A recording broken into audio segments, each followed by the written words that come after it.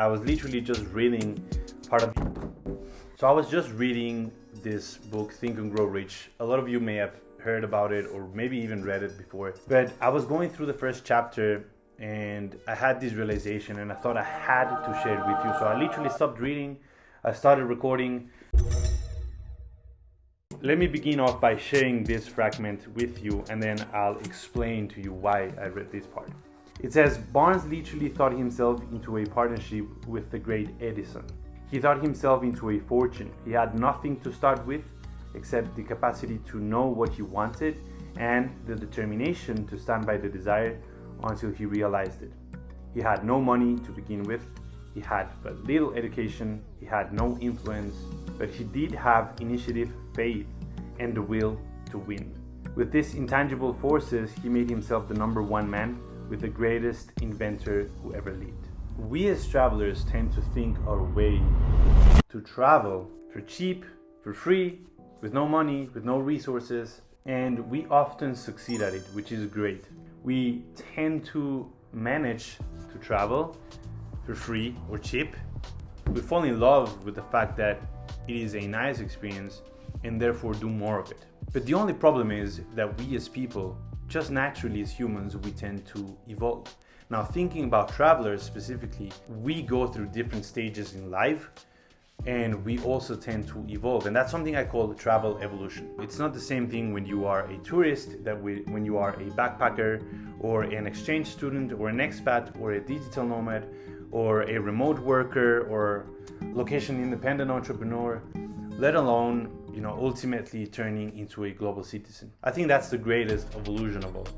I'm not here to say that being a tourist or a backpacker or a digital nomad is something bad, but I think they're all stages in life that give or change the way that you think, the way that you feel, and it literally just changes who you are in many ways. And so they all become part of you in the end of the day. But the most dangerous thing is that it is easy to fall for doing the exact same thing over and over again because we succeeded at it one time. Quick side note here, everybody has neglected themselves for the growth that they can have in the world. And the fact is, even if you don't want to, you are still developing and you're still growing. And what happens is when we get stuck in this thinking limbo, we tend to outgrow ourselves without even understanding the fact, but then we end up sabotaging ourselves and sabotaging this development, this growth of ourselves, because we do not update our operating system, if that's how you want to think about it. You have to keep updating yourself and you have to keep changing the actions, the habits, the thinking, the tools, the skills, everything that you do in your life, so that way you do not sabotage your own growth. In other words, you have to recalibrate and assess the three things that I called the nomad triad: your mindset, your skill set, and your tool set. The way that you think is going to be very different. The things that you have to learn, the abilities, the skills that you have to learn are really different. And then the resources and the things that you need in order to operate and to make these things happen are really different as well. I remember when I started traveling, obviously the first experiences that I had with travel was with my parents, which means, we had a little bit more money, we were staying in 5-star hotels, and we were seeing these countries, but we were eating in Western restaurants, we were having tours in our own native language, which meant we could not learn the language locally. We could not immerse ourselves into the country. We could not connect with the people so much or such in a deeper way. And that left me with a negative taste, so to speak, and therefore pushed me from, thinking you can travel with your parents' money for free and it's so cool that you stay in a 5-star hotel, to thinking money is keeping me away from having these real experiences in the country. And I automatically turned these two ideas as complete opposites and thinking, well, if I travel with money, that means I cannot immerse myself into the culture. And therefore, I have to travel without money so that I could be immersing myself in the country, so that I could be in contact with the people and the locals. And let me tell you something, that is completely false. It is actually just a thought when you fall for extreme, but can you have the money, stay in a 5-star hotel at a nice place and also be immersed in the country? Sure you can. But it's It's just the fact that most of the times it falls into one of these sides or these buckets, but you don't have to do these things this way.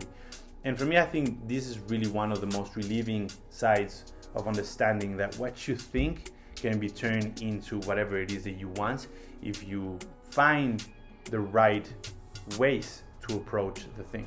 Honestly, I look at it now, I look back at it and I think, well, that was an extremist way of thinking. It's in the past either way, but I jumped from one extreme to the other extreme thinking, oh, maybe I just have to get rid of money.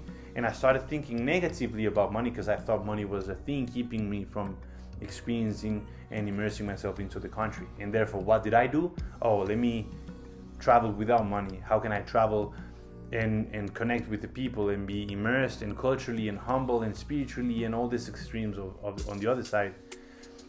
And therefore, I try to grow myself from this side of having money but no cultural experiences to having no money but having cultural experiences. And then I got to the point where I was also happy and I was enjoying myself in the travel, but I thought I don't want to keep on traveling and having to worry about my next meal. It's so cool. Everybody thinks I'm successful and everybody thinks I'm living the life, but let me be honest, I suffer and it sucks because people put you in a high standard and yet you know that you're staying in a $5 hostel and you don't even know if you are going to have the next meal, let alone obviously visit places or look at sightseeing spots. I neglected all of them for the sake of having the rights to brag about being in this country. Not a lot of people are going to agree with me and probably going to piss some people off, but traveling without money sucks, pretty much sucks. And it helped me understand many things in many ways. I embraced it at that time. I enjoyed it. It made me a better person. It made me understand that if I put my mind to something and I thought about it, I could accomplish it. But then again, I don't want to be stuck in this cycle for all my life, which means if I want to outgrow myself, I have to start thinking differently and I have to start learning new skills and new abilities, and I also have to get new resources and new advantages and opportunities around the world. And I think that's the place where people get stuck the most. And so yes, it is awesome to travel like this, and I consider myself lucky to be able to come across this realization, because I know that transitioning and updating my operating system or my software allow me to start approaching money differently as well, and saying, okay, so I've tried this thing about money with no immersion, I've tried immersion with no money, how can I outgrow myself and then now think I want to travel with money and I want to travel with resources and yet have these great things of this side and also the amazing things of this side. Let me give you an example. When you think about traveling as something as leisure instead of as for growth, the way you approach these countries are really different. You just want to stay maybe in a 5-star hotel, you want to have something comfortable, you just want to chill, you're not really interested about immersing yourself into the country. And that particularly changed a lot about my travel mindset when I started shifting these ideas. Now, for me, a lot of the time it was about traveling and jumping from country to country, and I was going to this country and that country, and while I enjoyed it, I wasn't able to maximize my stay because I did not see it as a growth experience instead of as a leisure experience. Now, when I started thinking about as a growth experience, I switched this idea of just traveling and seeing the places and trying to find sightseeing places to go to.